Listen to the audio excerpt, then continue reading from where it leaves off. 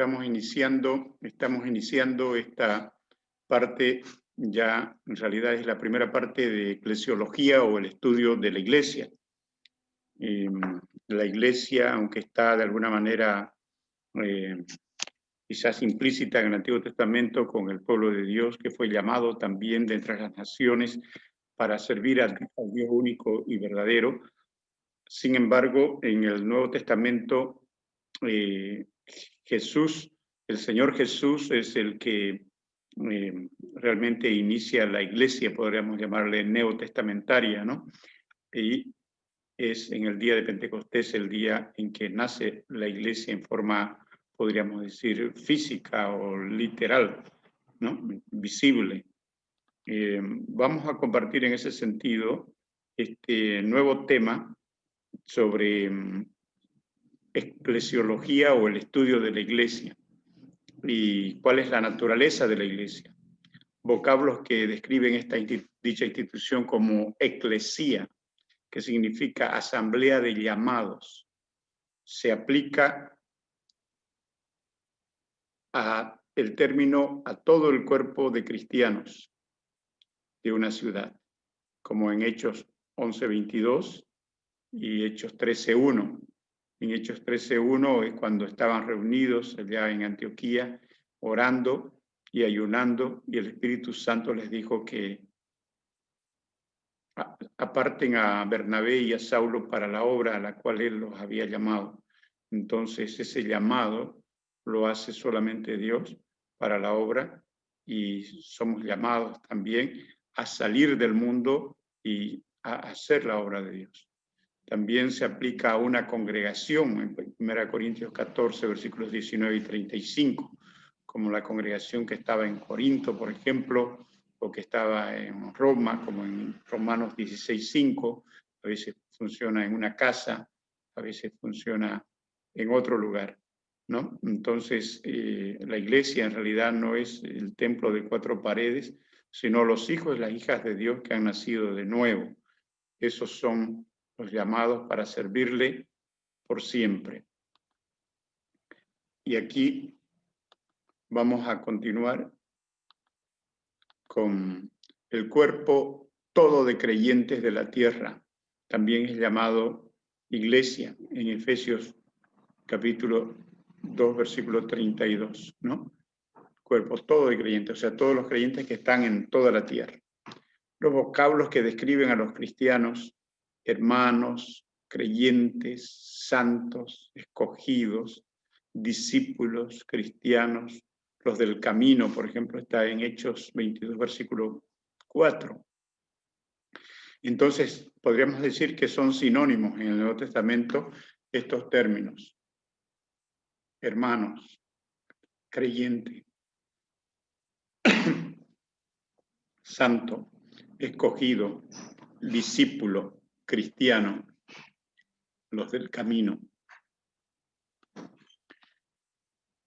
Ilustraciones de la iglesia. El cuerpo de Cristo es un organismo vivo, dice en 1 Corintios 12, 27, vosotros pues sois el cuerpo de Cristo y miembros cada uno en particular. Es un cuerpo habitado por el Espíritu Santo. Entonces es un organismo vivo porque el Espíritu Santo le da vida. De otra manera fuéramos una institución como cualquier otra, como una fraternidad, como un sindicato, como una universidad, como un colegio, como una empresa. Sin embargo, tenemos vida espiritual porque Cristo nos da vida a través de su Espíritu Santo. También somos llamados el templo de Dios en 1 de Pedro 2, capítulo 2, versículo 5. Cuando dice, vosotros también como piedras vivas, sed edificados como casa espiritual y sacerdocio santo, para ofrecer sacrificios espirituales aceptables a Dios por medio de Jesucristo. Entonces somos piedras vivas de ese edificio, de ese templo de Dios, ¿no?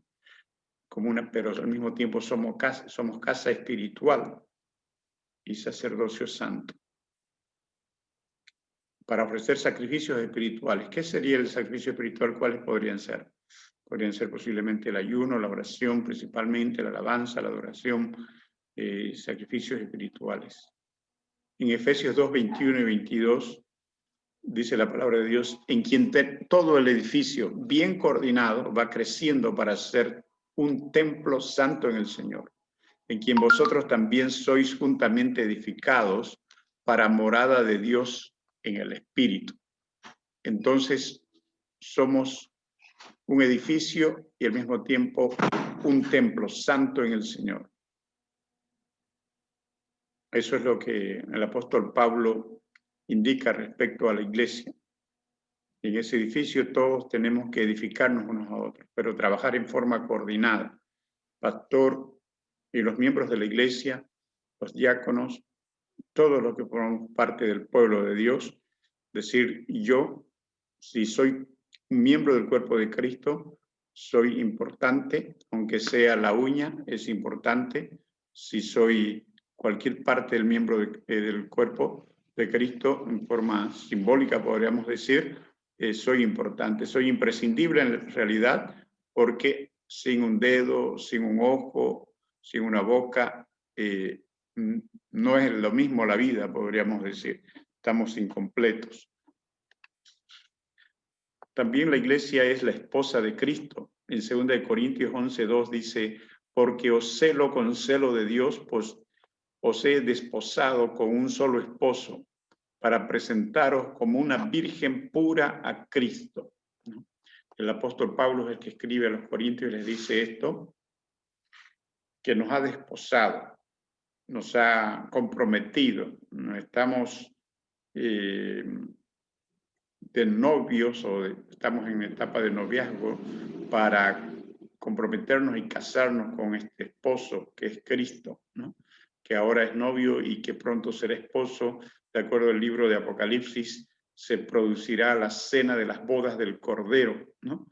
Donde ahí será no un casamiento virtual, sino un casamiento real, porque lo veremos a Cristo tal como Él es y Él nos verá a nosotros. Entonces podremos disfrutar también, además de la Santa Cena, no sé qué más disfrutaremos, pero la palabra del Señor dice, cosas que ojo no vio, ni oído oyó, ni han subido en corazón de sabio, son las cosas que Dios ha preparado para aquellos que le aman. Respecto a la fundación de la iglesia, considerada en sentido profético, en el Antiguo Testamento Israel era la congregación de Jehová, de acuerdo a Hechos 7:38, ¿no? Era como una congregación, también llamados de entre las naciones para servir a Dios. En Mateo 16:8 dice, y yo te digo que tú eres Pedro, y sobre esta roca edificaré mi iglesia, y las puertas del Hades no prevalecerán contra él. Se refería a la declaración de Pedro de que tú eres el Cristo, el Hijo del Dios viviente, le había dicho previamente.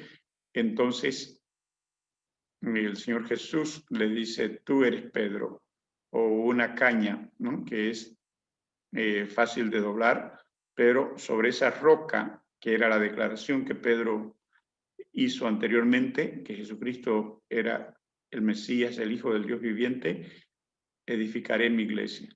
Y nosotros por esa razón, a través del Jesucristo, acudimos a Dios Padre, porque Jesucristo es la piedra principal sobre la cual se edifica la iglesia, dice en otra parte. Y las puertas del Hades se refiere a las puertas del Seol, y en otras traducciones dice las puertas del infierno no prevalecerán contra él, porque Cristo es vencedor sobre el diablo, sobre la muerte, sobre el mundo, sobre nuestra propia carne. Considerada en sentido histórico, la iglesia de Cristo nació como tal el día de Pentecostés, cuando fue consagrada por la unción del Espíritu, de acuerdo a Hechos de los Apóstoles capítulo 2. Entonces, ahí Pedro se paró y predicó, pero previamente habían sido llenos todos del Espíritu Santo, hablaban en otras lenguas y profetizaban, ¿no? Por eso todos aquellos que tienen la experiencia del Espíritu Santo o tienen los dones del Espíritu Santo como lenguas, profecía, dones de sanidades, milagros, interpretación de lenguas, discernimiento de espíritus, se les llama iglesias pentecostales, porque Jesucristo envió, o Dios Padre envió el Espíritu Santo 50 días después de la muerte y resurrección de Cristo. Por eso se le llama Pente, de 50. Pentecostés, el día de Pentecostés también era una fiesta de los judíos que recordaban del Antiguo Testamento las fiestas de las cosechas. Pero en el Nuevo Testamento, en ese día vino el Espíritu Santo y hubo una cosecha espiritual porque 3.000 personas se convirtieron y esas 3.000 personas se bautizaron ese mismo día para servir a Dios. Usted también, si cree en el Señor Jesús, puede comprometerse con Él, bautizarse, ser miembro de la iglesia para ser útil para Él, ¿no? La iglesia fue edificada sobre el fundamento de los apóstoles y profetas, dice el libro de Efesios capítulo 2, versículo 20.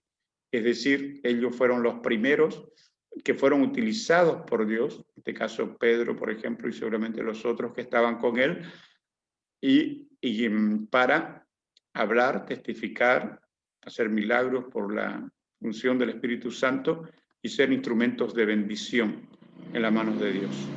Entonces, hoy les exhorto también a ustedes a hacer lo mismo, ¿no? Si no nos hemos bautizado, bautizarnos, prepararnos para servir a Dios, tomar estas clases también en el Instituto Bíblico Emaús, que tiene la misión mundial Emaús, para aprender, para ser discípulo de Cristo, ser un hermano, ser un santo, como dice la palabra del Señor, un apartado para servirle, un consagrado a Dios. Señor lo bendiga, entonces, si usted le pueda responder positivamente